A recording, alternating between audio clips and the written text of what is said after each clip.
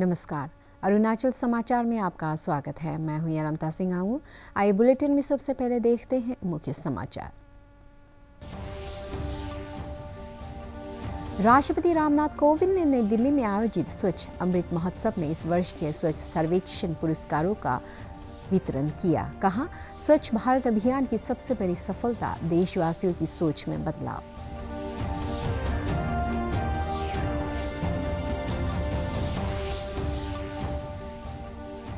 केंद्रीय आयुष मंत्री सर्बानंद सोनोवाल ने ईस्ट सियांग जिले में पासीघाट स्थित North Eastern Institute of Ayurveda and Folk Medicine Research में अधिकारियों के साथ की समीक्षा बैठक में स्वास्थ्य मंत्री आलो लिबांग और आला अधिकारी रहे मौजूद।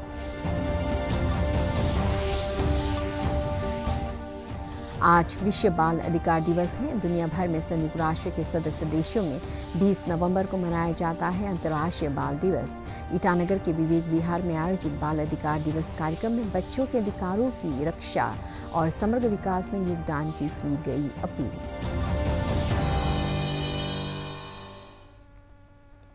राष्ट्रपति रामनाथ कोविंद ने कहा है कि स्वच्छ भारत अभियान की सबसे बड़ी सफलता देशवासियों की सोच में बदलाव है। आज नई दिल्ली में स्वच्छ अमृत महोत्सव को संबोधित करते हुए श्री कोविंद ने कहा कि यह परिवर्तन व्यापक पैमाने पर हुआ है जो परिवारों तक पहुंच गया है। उन्होंने कहा कि गांधी जी के दृष्टिकोण को प्रधानमंत्री नरेंद्र मोदी ने स्वच्छ भारत मिशन के जरिए एक जन आंदोलन के रूप में आगे बढ़ाया। उन्होंने कहा कि देश को स्वच्छ बनाना स्वतंत्रता सेनानियों को सबसे अच्छी श्रद्धांजलि है। राष्ट्रपति ने कहा कि इस वर्ष के स्वच्छ सर्वेक्षण पुरस्कारों का विशेष महत्व है क्योंकि देश आज़ादी का अमृत महोत्सव मना रहा है। उन्होंने इस बात पर खुशी व्यक्त की कि यह पुरस्कार 5 करोड़ से अधिक लोगों से फीडबैक लेकर सार्वजनिक भागीदारी के माध्यम से दिया गया। इस अवसर पर राष्ट्रपति ने इंदौर को लगातार 5वीं बार भारत के सबसे स्वच्छ शहर के रूप में सम्मानित किया। सूरत और विजयवाड़ा को सर्वश्रेष्ठ स्वच्छ शहर का दूसरा और तीसरा पुरस्कार दिया गया। सबसे स्वच्छ राज्य का सम्मान छत्तीसगढ़ को मिला। इसके बाद झारखंड दूसरे स्थान पर रहा। वाराणसी को सबसे स्वच्छ गंगा शहर का पुरस्कार दिया गया। भारत में अंतर्राष्ट्रीय पर्यटन को बढ़ावा मिलेगा। हम देखते हैं कि जिन स्थानों में ऐतिहासिक और सांस्कृतिक महत्व तथा आवागमन की सुविधाओं के साथ साथ साफ सफाई रहती है, वहाँ लोग अधिक संख्या में जाना चाहते हैं। स्वच्छता के आधार पर ही स्वस्थ और समृद्ध राष्ट्र का निर्माण संभव है। इसलिए ये अनिवार्य है कि स्वच्छ भारत मिशन अर्बन 2.0 के सभी लक्ष्य समयानुसार प्राप्त किए जाएं। प्रधानमंत्री नरेंद्र मोदी ने कहा है कि काफ़ी लंबे समय से भारत विश्व में अधिक हथियार खरीदने वाले देशों में से एक रहा है, लेकिन आज भारत का मंत्र है मेक फॉर द वर्ल्ड के लिए मेक इन इंडिया। भारत अब अपने सैन्य बलों को आत्मनिर्भर बनाने के लिए काम कर रहा है। उन्होंने कहा कि इस दिशा में झांसी एक प्रमुख भूमिका निभाएगा। शुक्रवार को उत्तर प्रदेश के झांसी में राष्ट्रीय रक्षा समर्पण के समापन समारोह को संबोधित करते हुए प्रधानमंत्री ने कहा कि रक्षा क्षेत्र में भारत की शक्ति बढ़ रही है। अब भारत अपने सशस्त्र बलों को रक्षा उत्पाद निर्माण में आत्मनिर्भर बनाने के लिए काम कर रहा है। इस अवसर पर प्रधानमंत्री ने सशस्त्र बलों को स्वदेश में डिज़ाइन किए गए और विकसित उपकरण सौंपे।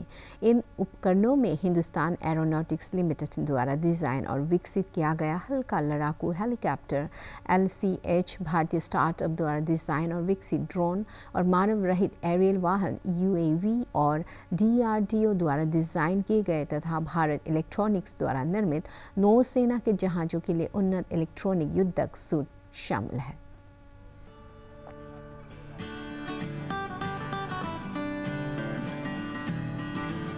बुंदेलखंड के लोग यहाँ के विकास के लिए काम करने वाली सरकार देख रहे हैं। बुंदेलखंड के मेरे भाइयों बहनों, इस कटु सत्य को कोई भुला नहीं सकता है कि वो उत्तर प्रदेश को लूटकर नहीं थकते थे और हम काम करते करते नहीं थकते हैं।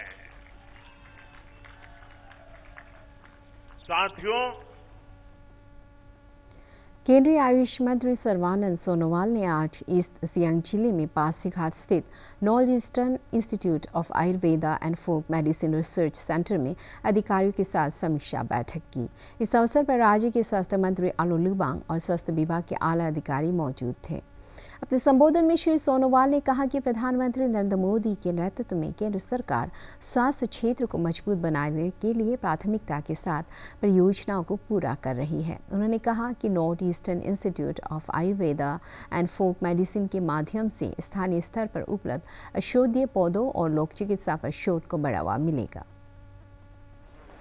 हमें 100 करोड़ का आज फाइनेंशियल सपोर्ट मिला है, तो आज इसलिए मैं चाहता हूं कि हमारे अरुणाचल की जनता के सहयोग से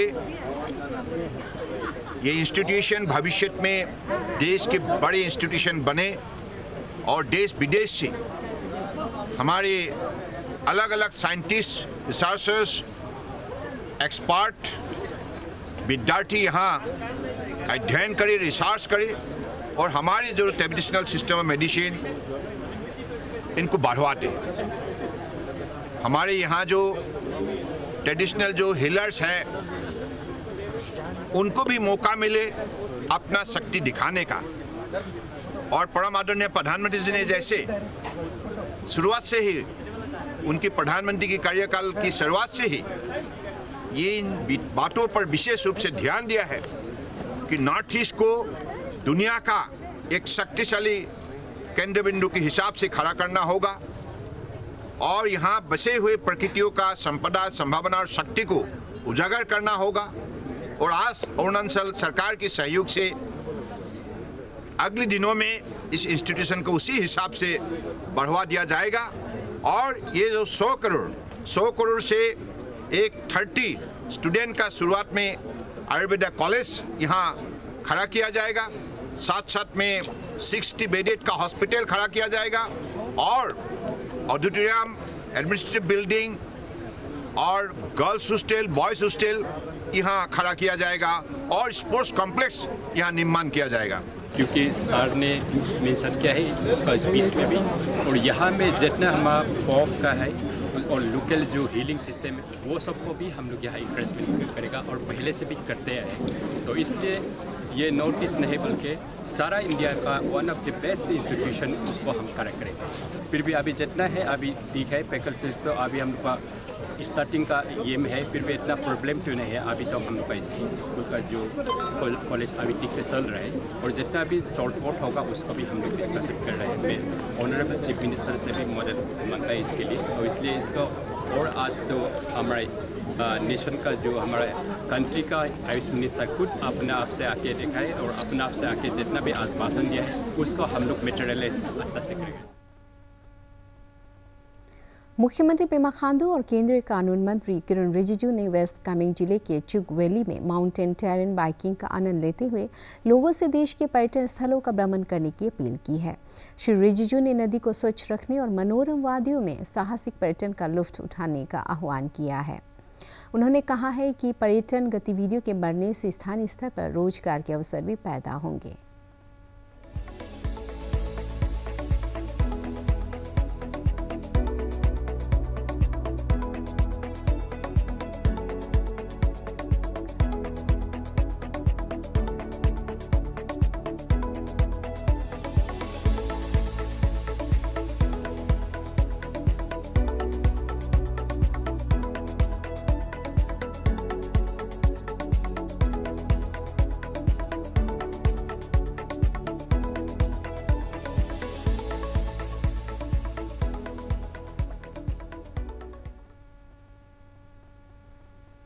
मुख्यमंत्री पेमा खांडू ने शेरदुकपेन जनजाति के त्यौहार किक साभा के अवसर पर प्रदेश के लोगों को शुभकामनाएं देते हुए राज्य में सुख, शांति और समृद्धि की कामना की है। श्री खांडू ने सुखिक और सौखिक से समाज में सौहार्द और लोगों के अच्छे स्वास्थ्य की प्रार्थना की है।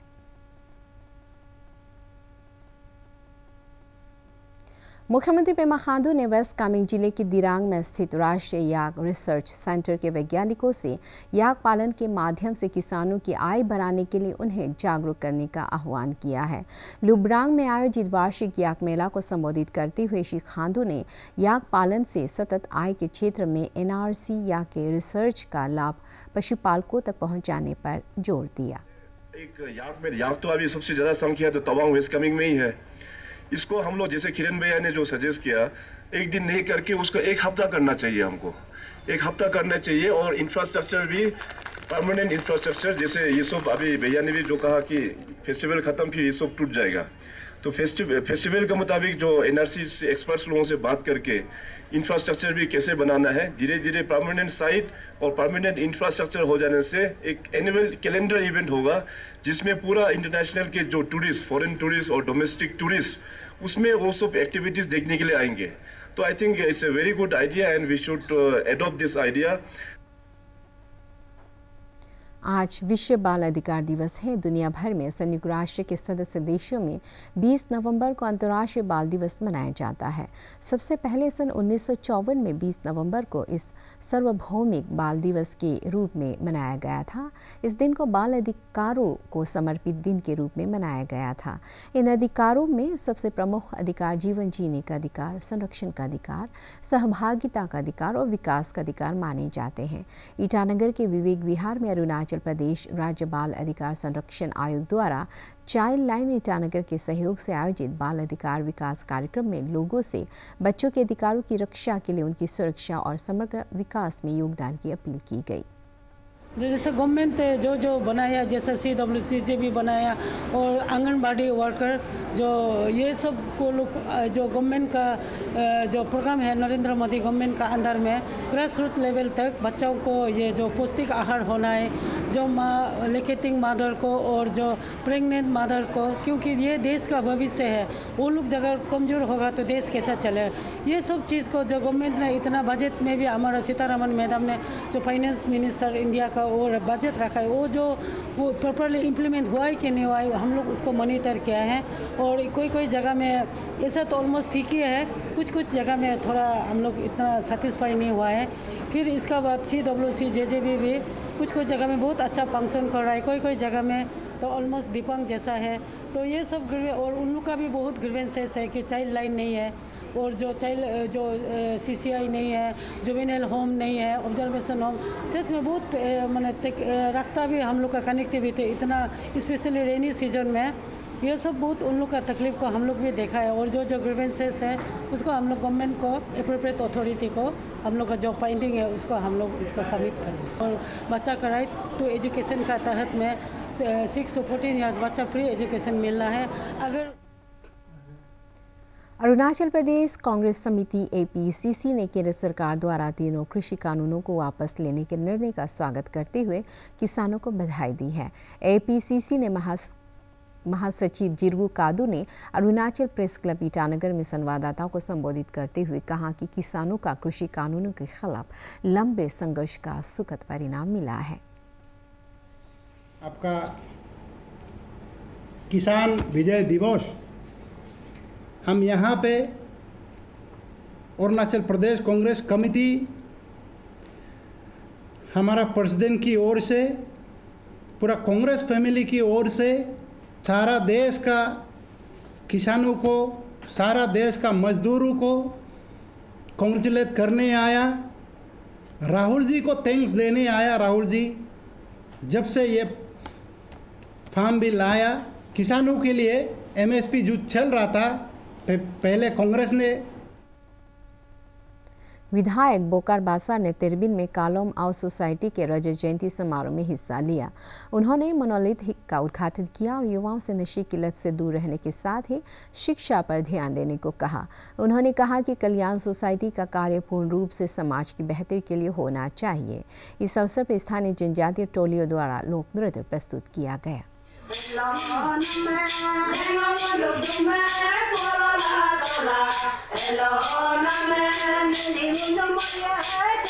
इतना बतागो अंदु नियो ब्रिनम बतागो अंदु ngodangan nito madangna ngongam success दो मादंगना, लेकिन लीडरम दा मेंदकना, क्योंकि कभी कभी देखता है क्रीमी पोस्ट लो ऑफिसर लो दूध मेमो कमिश्नर साहब ने चिन मेंदाक ना एकदम टेंशन का मा ऑफिसर।